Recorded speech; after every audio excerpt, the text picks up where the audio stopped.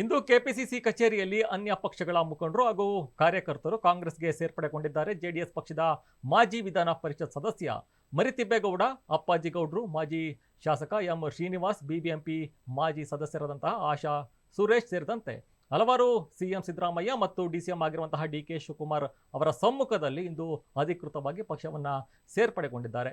ಮಂಡ್ಯ ಲೋಕಸಭಾ ಕಾಂಗ್ರೆಸ್ ಅಭ್ಯರ್ಥಿ ಸ್ಟಾರ್ ಚಂದ್ರು, ಮಂಡ್ಯ ಜಿಲ್ಲೆ ಉಸ್ತುವಾರಿ ಸಚಿವ ಚೆಲುವರಾಯಸ್ವಾಮಿ, ಬಿಕೆ ಹರಿಪ್ರಸಾದ್, ಕಾರ್ಯಾಧ್ಯಕ್ಷ ಸಲೀಂ ಅಹಮದ್ ಮತ್ತು ಹಲವು ಗಣ್ಯರು ಕೂಡ ಪಾಲ್ಗೊಂಡಿದ್ದರು.